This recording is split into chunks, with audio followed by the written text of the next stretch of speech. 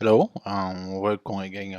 Today presentation is we were talking about reproductive and fetal medicine. So in this case, we're talking about reproduction. Thinking the first thing that people are requesting is an ultrasound, as always. Uh, in this class, we have different objectives. The first to know the orientation to ultrasound using obstetric review of obstetric cases to show how ultrasound can be used in obstetric and hysterosalpingography. Also with a gynae ultrasound and anechoic ultrasound of the ladies. So this is a quick remember of the anatomy of our ladies. Okay, so it's very important. Like I say, the uterus is between the urinary bladder and the rectum. So, like I said, when we think about uh, female reproduction system, so the first thing or the first study we request always as a doctor is a gynae ultrasound or gynecological ultrasound. Hmm? So just to be sure, we have to know what kind of ultrasound we want to request. Is transabdominal ultrasound or transvaginal ultrasound. Transabdominal ultrasound is for general purpose, okay? It's so just to look at the uterus and any tube abnormality or any ovarian abnormality just in general, and also from the pelvic floor abnormality. So we're talking about all these areas with transabdominal ultrasound. With transvagina we were more specific, so we are going to see the characteristic of the uterus, mainly uterus and and the ovaries. Okay, and the uterus and ovaries. So transvaginal is more specific. So let's go to start. So in transabdominal approach, mm, transabdominal approach. So it should be better visualized with full bladder, with full bladder. So it's very important. So for that reason, when you request a gynae ultrasound, you always say the patient you have to get the full bladder. So you have to drink a lot of water. Okay. So what happens in this case? You can see more. It's not as specific as transabdominal, but it's wider than a transvaginal, but it's wider than transvaginal. It's very important to know that. Okay. Now, transvaginal ultrasound. In transvaginal ultrasound, the approach if we empty urinary bladder, empty urinary bladder. The Also in this case you are going to be more specific. It's not wider than the transabdominal, so but it's more specific in case of endometrial or uterus pathology. So usually we start with full urinary bladder, so we check more wider of the female system, and then we use a transabdominal. We use and then we use transvaginal. Okay, so to get a better perspective about the what is coming on the uterus and ovarian on the pelvic floor. Okay, so let's do samples of this sample of ultrasound of the fetus inside that we're talking about obstetric. Well, it's very important. Remember, ultrasound doesn't have ionizing radiation, so all you want to see the stage of the fetus or in the pregnancy. So we always request for ultrasound because it's safe. So far, in all these years, it's safe and continuing safe. So then, in case of obstetric, we use always transabdominal. In the majority of the cases, transabdominal scan. When the infection is big, we use transabdominal scan. Okay. So it's very important for you to know some abbreviations in this case. I'm not very fan for abbreviation, but you have to know for some abbreviation in this case. Okay. you have to know what is GA, EDD, CRL, EFW, and US, because this terminology you want to see and read a lot of report. Okay, this is one obstetric is one, I think, the main things here in Ghana. You remember in Ghana, all the ladies want to get pregnant, which is normal. It's a culture, and also it's normal. So it's very important for you to know all this one, because you will be leading the whole day with this kind of report. Okay, so let's go to jump straight into the obstetric. Let's go to talk about first trimester. In the first trimester, the first thing you want to see is the gestational sac, which is visible between 4 and 5 weeks. Okay, with transvaginal ultrasound, and visible up 6 weeks with transabdominal ultrasound. You are going to see this echogenic ring with an anechoic center within the uterine cavity. And the measurement we use is the gestational sac measurement. The gestational sac measurement, and they're going to give you an average of the weeks and days of the pregnancy. The weeks and days of the pregnancy. What is the evolution of this gestational sac?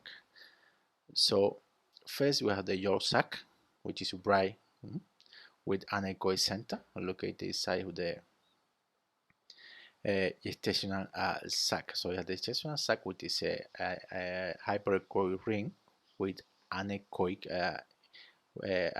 with an anechoic center area. That means it's fluid, and then between that fluid we have the Yolk Sac, okay, which is start visible around 6 weeks.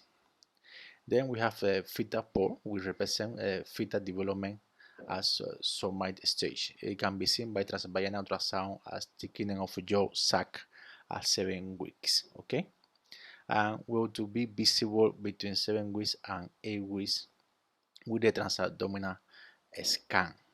And also at this time they go to appear the movement of the heart, the first movement of the heart, or the first beating of the heart. So then we talk about viability of the pregnancy. Viability of the pregnancy is very important. So viability of the pregnancy is around 8 weeks. For that reason, sometimes you request an ultrasound just to diagnose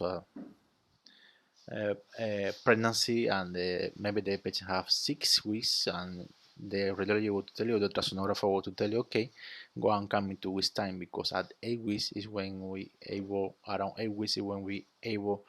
to check the fetal viability. Okay, so let's go up after from 8 to 13 weeks. So from 8 to 13 weeks, the measurement change. We use CRL. Okay, so from 5 to 8 weeks we use gestational sac, GS, but from 8 to 9 we use a CRL.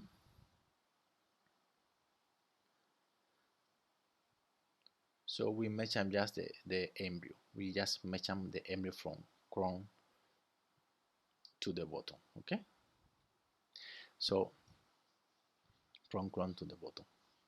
And then after 13 weeks we use the rest of parameters. After 13 weeks we use the rest of parameters like biparietal diameter, female length, abdominal circumference, and head circumference. We use a biparietal diameter after 14 weeks.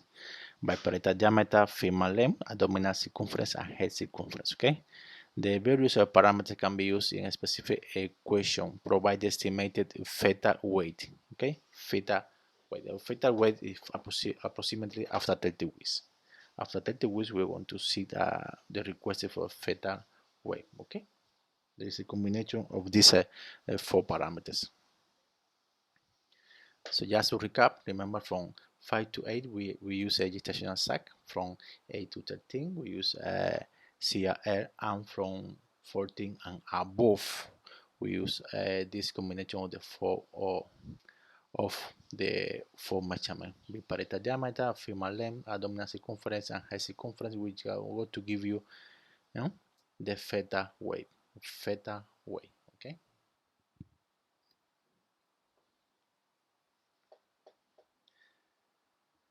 Let's move on in the first trimester, which is very important to know. This one. This is taking a step ahead of the abnormality. We're talking about thickening and nuchal translucence. Thickening nuchal translucence. It's very important for you to know this one and start to apply. It's just a sequential screening for Down syndrome. Okay, sequential screening for Down syndrome. So you request for this ultrasound between 11 to 13 weeks. It's transabdominal transvaginal ultrasound, depending on the characteristic of the fetus.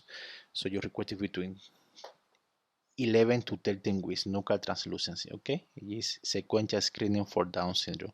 So a part of that, you request for the plasma protein levels. Okay, so you can roll out this kind of disease, Down syndrome. These are international. It's an international request, so you have to add to I think to the request or study you have to do in the first trimester of the pregnancy of your patients or the patient pregnant. Okay, so pay down attention. It's very important to know the sequential screening if have the specification sensibility between 82 to 87%.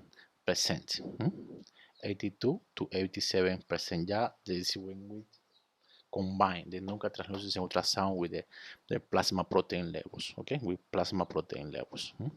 Nuchal translucency alone is a sensibility of 64 to 70%. So it's very important to request both. Okay, and you have any pregnant lady or woman.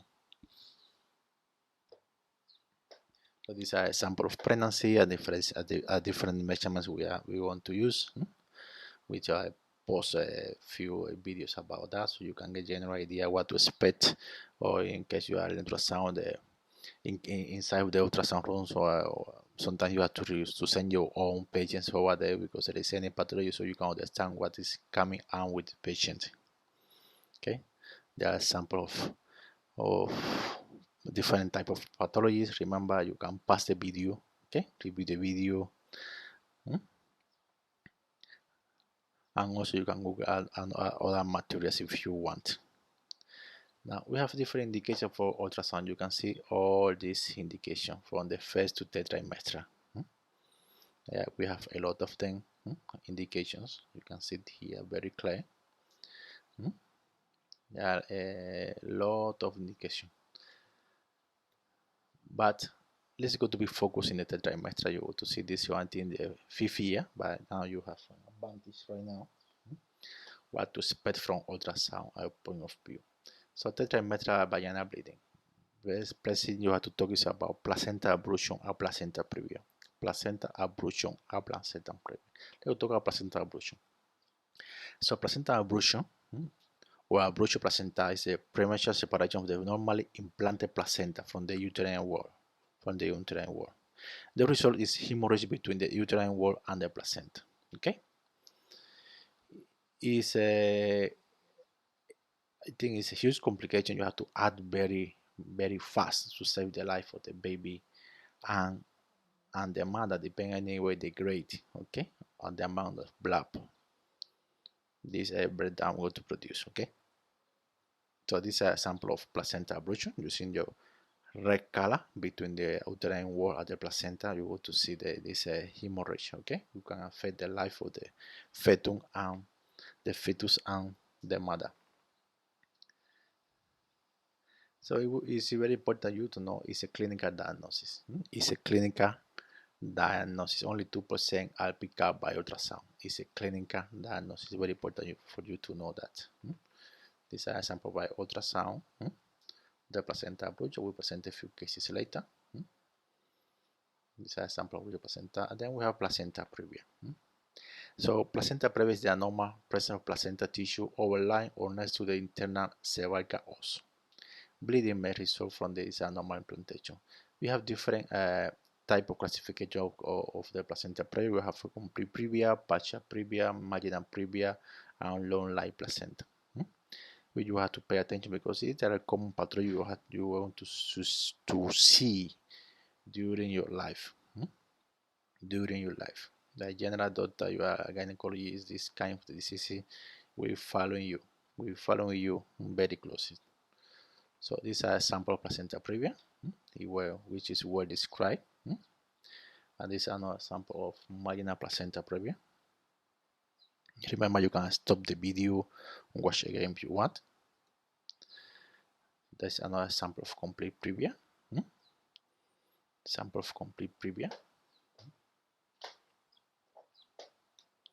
Remember, you are medical students, you have to go deep, you have to Google, you have to go to YouTube. Apart of all the material I'm going to load for you, you have to go deep in this kind of issues. Remember, this only orientation for is a orientation for you. Okay.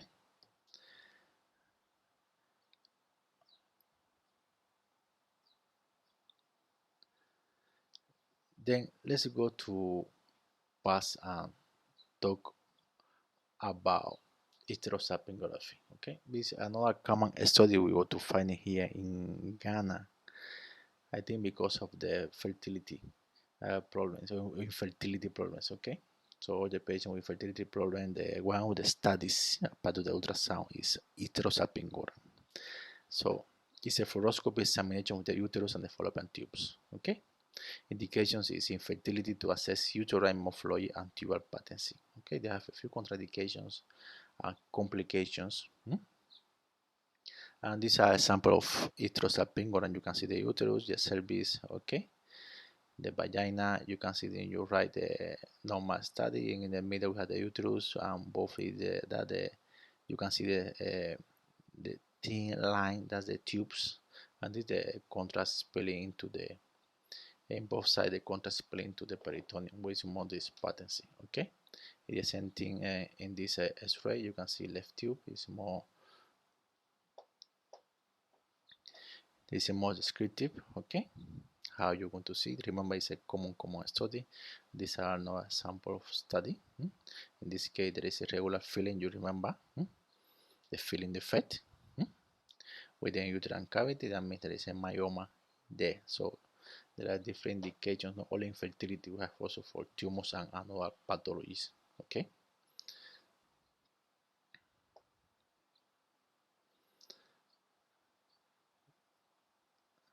And then in this case of infertility, you see that the tubes are not visible on both sides. In the arrow, you see they are not visible on both sides, so they are close. There is a stenosis of both tubes, so cause of infertility. In your right, you can see there is a stenosis on the right tube. Okay, but the left tube is okay, so I think they can get pregnant. So this is everything for now. So check the rest of the material we have posted. Thank you.